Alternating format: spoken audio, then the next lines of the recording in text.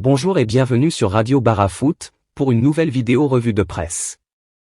Nous commençons cette revue en Espagne avec la défaite du Real Madrid. La défaite du Real Madrid sur la pelouse de la Real Sociedad, 0-2, a quasiment offert le titre de champion d'Espagne au FC Barcelone, qui s'est, lui, imposé face à l'Osasuna, 1-0. Déçu de la prestation madrilène, le principal journal sportif espagnol, Marca, a choisi de mettre en avant la performance de l'équipe de basket-ball du Real Madrid qui a réussi à sortir indemne d'une rencontre difficile contre le Partizan Belgrade. Cependant, le journal a également évoqué le succès du FC Barcelone en Liga, soulignant que le club catalan se rapproche du titre après sa victoire 1-0 contre Osasuna. Même son de cloche, pour l'autre grand quotidien espagnol Pro Real Madrid qui affiche à la une photo de Thibaut Courtois visiblement dépité.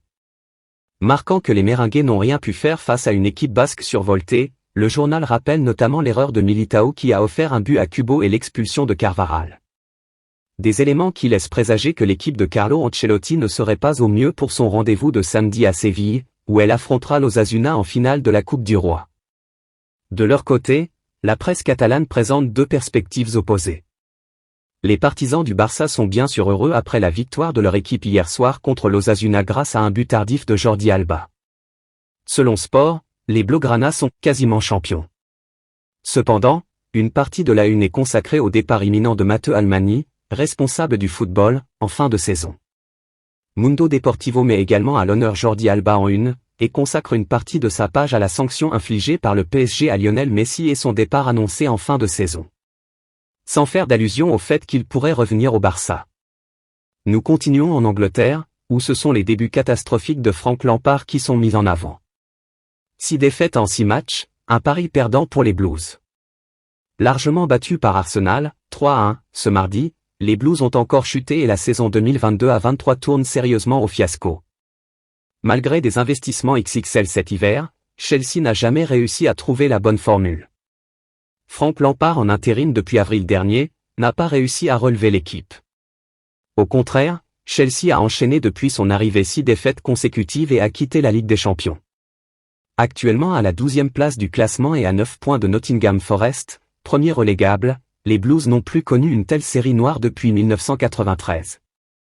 Que pensez-vous de la situation des Blues? Nous terminons en France, avec le cas Lionel Messi.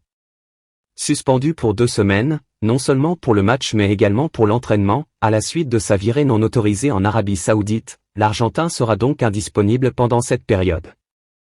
Le Paris Saint-Germain met en avant sa nouvelle politique sportive en prenant cette décision forte, avec le président Nasser Al-Khelaifi à la manœuvre, pour montrer que l'institution est plus importante que n'importe quel joueur. Du côté des médias français, c'est la rupture après cette sanction comme le titre l'équipe. On n'imagine pas Lionel Messi laisser passer facilement la pilule. Les critiques envers Messi ont été nombreuses, tant au niveau de son jeu que de son investissement. Certains journalistes ont été particulièrement durs avec lui, ce qui a suscité l'indignation de la presse argentine. Le clan Messi qui ne s'est pas encore prononcé sur la sanction, justifie sa virée non autorisée en Arabie Saoudite en affirmant que la date avait été définie en accord avec le club, bien avant la rencontre face à Lorient. Selon eux, la virée avait déjà été remise à 2 reprises et il était compliqué d'annuler à nouveau le rendez-vous. Le club estime cependant que Lionel Messi se doit d'être exemplaire et solidaire, surtout au moment où son équipe traverse une période compliquée, qui plus est au lendemain d'un match raté. Cette histoire est donc loin d'être terminée.